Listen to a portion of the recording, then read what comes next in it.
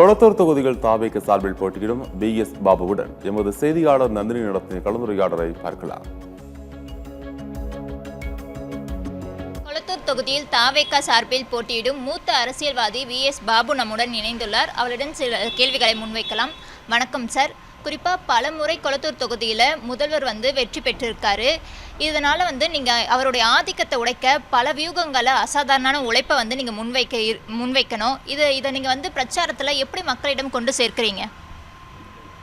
அவருடைய செயல்பாடுகள் எவ்வளோ சிறப்பாக இருக்குதுன்னு மக்களை கேட்குறோம்.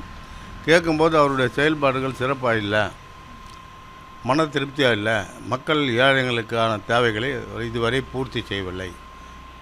3 முறை எம்எல்ஏவாக இருந்தும், முதலமைச்சராக இருந்தும், துணை முதலமைச்சர் இருந்தும் மக்களுக்கான அத்தியாவசிய தேவையான தேவைகள்லாம் பூர்த்தி செய்யலை. வேலை வாய்ப்புகள் அதிகமாக கொடுக்கல. பெண்களுக்கு அவர் சொன்ன 505 வாக்குறுதிகளில் முழுமையாக 505 வாக்குகளை முழுமையாக நிறைவேற்றவில்லை.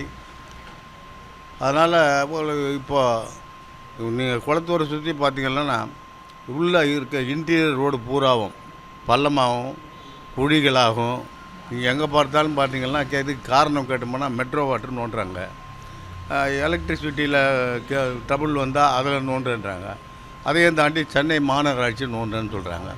இதுக்கு சரியான கேட்டால் யாரும் பொதுமக்கள் கேட்டாலோ இல்லை ஒரு அரசு அங்கீகாரம் பெற்ற ஒரு சங்க தலைவர்களோ உள்ள வார்டு கவுன்சிலர்களோ யார் கேட்டாலும் தக்க பதில் அரசாங்கமும் சொல்கிறதில்லை.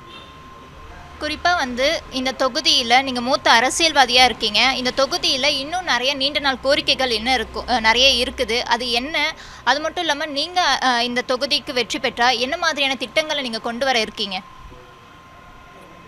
நான் பெற்று வருவதை விட நம்முடைய தாவக கட்சியினுடைய தலைவர் தளபதி அவர்கள் முதலமைச்சராக வெற்றி பெற்று அவர் முதல்வரானால் அவர் சொன்ன 12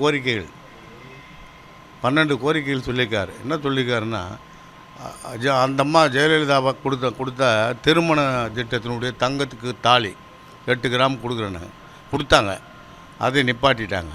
இப்போ அதை இவர் என்ன சொல்கிறாருன்னா, நான் ஆட்சிக்கு வந்தால், நீங்கள் என்னை ஆட்சியில் அமர்த்தினால் தாய் மாமனாக அண்ணனாக தம்பியாக இருந்து அந்த 1 சவரன் தங்க தாலியும் அதோடு அதுக்கு பிறக்கிற குழந்தைக்கு 1 கிராம் தங்கமும் மோதிரமும் கொடுக்குறேன்னு சொல்லி வாக்குறுதி கொடுத்துருக்காரு. ஏன் தாண்டி என்ன சொல்கிறாருங்கன்னா, இப்போ ஃப்ரீ பஸ் விட்ருக்காங்க இல்லையா, இப்போ இந்த அரசாங்கம் ஃப்ரீ பஸ்ஸு ஒன்லி மகளிருக்கு மட்டும் விட்ருக்காங்க. அது ஒரு குறிப்பிட்ட ஏரியாவில்.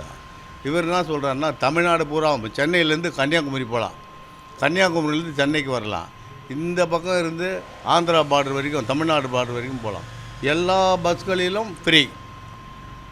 அதே போல் கொளத்தூர் தொகுதி திமுகவுடைய கோட்டையாகவே பார்க்கப்படுது. இந்த நிலையில் நீங்கள் இந்த தொகுதியில் பெரும்பான்மையாக வெற்றி பெறத்துக்கு வாய்ப்புகள் இருக்கா? அதை நீங்கள் எப்படி பார்க்குறீங்க? அந்த கோட்டையே உருவாக்குன நாங்கள் தான்.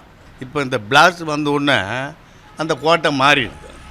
குறிப்பாக கடும் போட்டி நிலவி வரும் இந்த கொளத்தூர் தொகுதியில் வெற்றியாளர் யார் என்பது தேர்தல் முடிவில் மீண்டும் சந்திப்போம்.